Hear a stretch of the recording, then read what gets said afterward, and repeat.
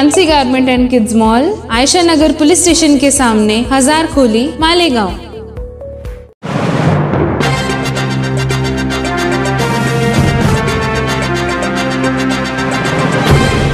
देखते रहिए the prime news Abdul Rahman के साथ।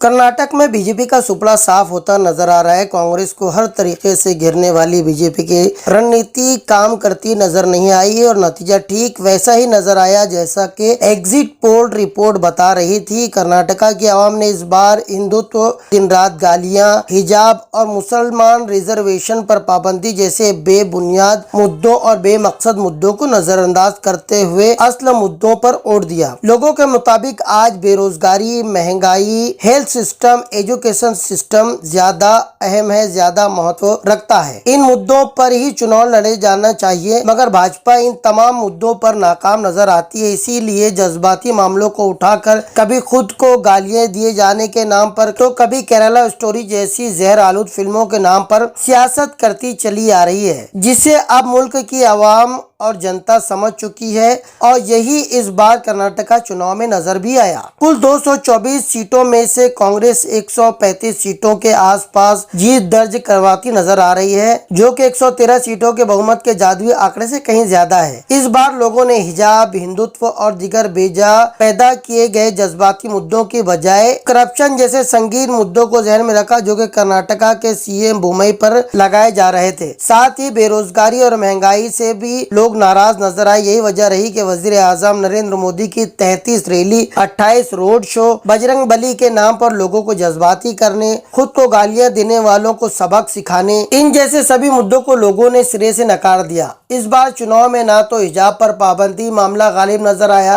और न ही 4% मुस्लिम रिजर्वेशन भाजपा की बोम्मई सरकार के जरिए खत्म करने के मंसूबे का कोई असर नजर आया। अगर बीजेपी 60 से 65 सीट जीतती नजर भी आती है तो ज्यादातर जगह पर 1400 से लेकर 1700 वोटों तक का ही अंतर नजर आता है, जो कि खुद बीजेपी के लिए फिक्रमंदी की अलामत है। इस हाल से बीजेपी को सबक लेना बहुत जरूरी है। बेहतर होगा कि बीजेपी असल मुद्दों पर तवज्जो दे, ना कि नफरत आमेज बातों के सहारे चुनावी कश्ती को पार लगाने की कोशिश करे। आज कर्नाटका बीजेपी दफ्तर में एक जहरीला सांप नजर आया, जिसे पकड़ भी लिया गया। वहीं कुछ लोगों ने लिखा कि अगर ये चुनावी प्रचार के दौरान निकला होता तो बीजेपी इसे भी एक चुनावी मुद्दा बनाकर वोट हासिल करने की कोशिश करती। जिस बीजेपी को लोगों ने संजीदगी से इस मुल्क की कमान सौंपी है, आज वो खुद का मजाक बनाती नजर आ रही है। बहुत अच्छा। कर्नाटक के जो रिजल्ट आए हैं वो बिल्कुल जो उम्मीद कर रहे थे उसके अनुकूल आया है।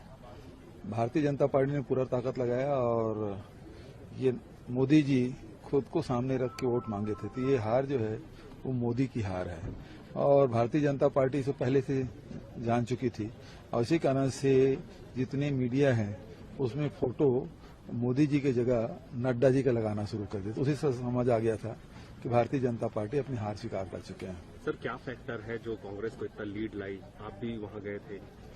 देखिए, मैं तो राहुल जी की पदयात्रा में भी गया था, वहां उसी से समझ आ गया था भारतीय जनता पार्टी से बेरोजगारी है, महंगाई है, 40% जो कमीशन है उससे लोग परेशान हो चुके थे और कांग्रेस एकजुट होकर लड़ी। मैं खड़गे जी को, राहुल जी को, सोनिया और प्रियंका जी को और खासकर जो स्टेट लीडरशिप है उसको बधाई देता हूं और वहां के जो कार्यकर्ता हैं उनको बधाई। सर, कुछ महीने में हमारे यहाँ भी इलेक्शन होने वाले, तो किस टाइप की तैयारियां? बीजेपी बहुत सारे एलिगेशन लगा रही है, कैसे? देखिए, उनके पास कोई मुद्दा रहा नहीं गया है और न उनके साथ किसान हैं, न उनके साथ आदिवासी हैं, न उनके साथ महिलाएं हैं, न युवा है, न अनुसूचित जाति के लोग हैं।